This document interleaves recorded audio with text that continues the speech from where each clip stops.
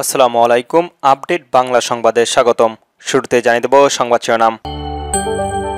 প্রথমে জানিয়ে দেব নাসির উদ্দিন পাটোয়ারির বক্তব্যের প্রতিবাদ যুবদলের। যারা জনগণের ভোটে জয়লাভ করতে পারবে না তারাই গণভোট চাচ্ছে। আরও জানিয়ে দেব চলমান রাজনৈতিক পরিস্থিতি নিয়ে দুপুরের ব্রিফিং করবে এনসিপি। সর্বশেষ জানিয়ে দেব গাইবান্ধায় গণপিটুনিতে ৩ জনের মৃত্যু। শুনছিলেন সংবাদ শিরোনাম, এবার বিস্তারিত।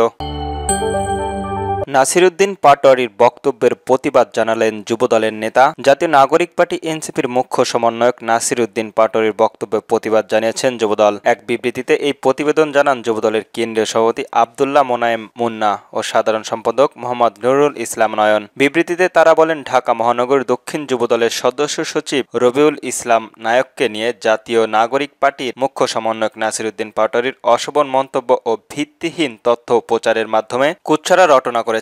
নাসির উদ্দিন পাটোয়ারি অতীতে দেশের সম্মানিত নাগরিক ও প্রজ্ঞা রাজনৈতিক নেতাদের বিরুদ্ধে দায়িত্বহীন ও শিষ্টাচার বহির্ভূত বক্তব্য করেছেন, যা রাজনৈতিক সৌহার্দ্য ও সম্ভাব্য স্থানের পরিপন্থী। আমরা এই ধরনের আচরণকে দেশের রাজনৈতিক পরিবেশের উত্তপ্ত করে অসৎ প্রচেষ্টা হিসেবে দেখি। যুবক দলের সহ দপ্তর সাধারণ সম্পাদক মিনহাজুল ইসলাম ভূঁইয়া ওই বিবৃতিতে আরো বলা হয়, জুলাই পরবর্তী সময়ে দেশের রাজনৈতিক অঙ্গনের পারস্পরিক শ্রদ্ধা, শিষ্টাচার ও সহনশীল অত্যন্ত প্রয়োজনীয়। প্রমাণবিহীন ও মিথ্যা তথ্যের ভিত্তিতে কোনো রাজনৈতিক ব্যক্তিত্বকে অপমান করার চেষ্টা গ্রহণযোগ্য ও অনাকাঙ্ক্ষিত। দেশের একজন সচেতন রাজনৈতিক কর্মী হিসাবে ভবিষ্যতে নাসির উদ্দিন পাটোয়ারির বক্তব্য প্রদানের ক্ষেত্রে আরও দায়িত্বশীল হতে হবে বলে আমরা প্রত্যাশা করি।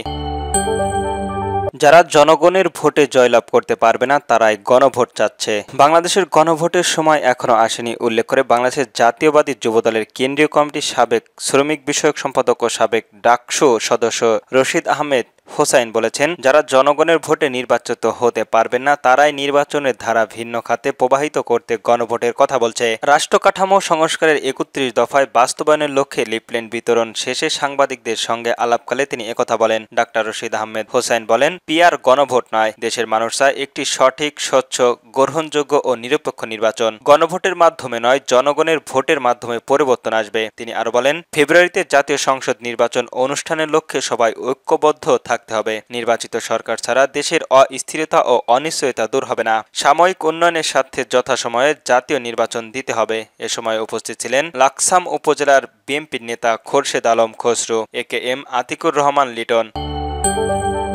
চলমান রাজনৈতিক পরিস্থিতি নিয়ে দুপুরে ব্রিফিং করবে এনসিপি। জাতীয় নাগরিক পার্টি দেশের সামাজিক রাজনৈতিক পরিস্থিতি নিয়ে দুপুরের গণমাধ্যমকারীদের ব্রিফিং করবে। রোববার ২ নভেম্বর দুপুর ১২টায় রাজধানীর বাংলা মোটরের রূপায়ণ ট্রেড সেন্টারে দলটির অস্থায়ী কেন্দ্রীয় কার্যালয়ের এই ব্রিফিং অনুষ্ঠিত হবে। এই উপলক্ষে এনসিপির আহ্বায়ক নাহিদ ইসলাম সংবাদ মাধ্যমের প্রতিনিধির সঙ্গে মতবিনিময় করবেন। এদিন এক বিবৃতিতে এনসিপির যুগ্ম সদস্য সচিব ও মিডিয়া সেলচার সম্পাদক শফিকুল আলম এ তথ্য নিশ্চিত করেন। ভোলায় বাংলাদেশের জাতীয় পার্টি নেতাকর্মীদের উপর বিএনপি নেতাকর্মীদের বিরুদ্ধে হামলা ও দলীয় কার্যালয়ের অভিযোগের এনে তীব্র নিন্দা ও প্রতিবাদ জানিয়েছেন BJP chairman barrister Adadul Rahman Partha.